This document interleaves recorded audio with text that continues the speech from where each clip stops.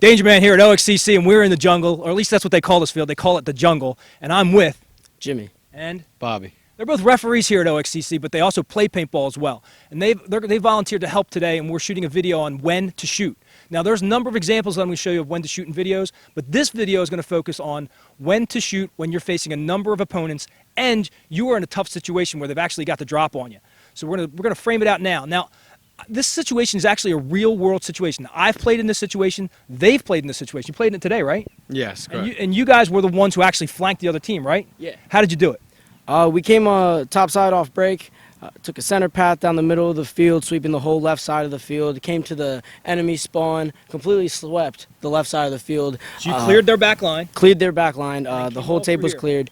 Kind of gave it a U-turn around these bushes that are literally right over there, came right where we're standing, and swept the bottom side down by the creek. So they came down the whole front side of that field through the middle. Now those bushes over there obscure players over here from shooting through and in some cases seeing. So that allowed them to come down the middle of the field where in many cases you normally wouldn't. But in this case they got down the middle of the field, hit the backside, and came back up the back of everybody else and shot them in the back, correct? Yes, sir. All right, now we're going to show you what you can do if you get in a situation like this.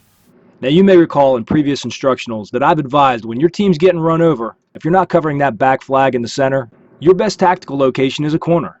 But what happens when you can't get to a corner? Now, taking this tactical theory into consideration, it does not apply correctly to what Jimmy and Bobby did, because they flanked. They got behind the team. Therefore, you can't use the corner.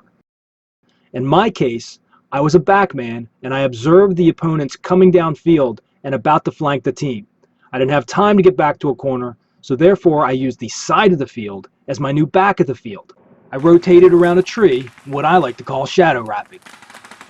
And as you can see in this animation, I rotated out of view behind the tree as they came upfield. Now from your hidden position, you allow as many players to enter range as possible before the first person leaves range, then you roll the trigger on all of them.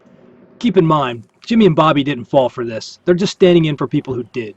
Now let's watch this play out in full. As my opponent's fatal flaw is that a balanced attack doesn't include the edge, and you as a backman, your intuitive skill to learn here is always head check your back line.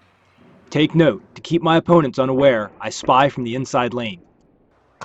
And now with maximum density of opponents in range, you can pummel them with paint. You've just flanked the flankers.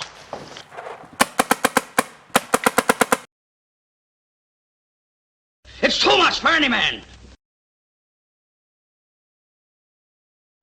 While this video serves as a great opportunity in learning how to deal with being outnumbered and flanked, the real takeaway I want you to take from this is make certain that you allow your targets to come within range and keep yourself obscured from view.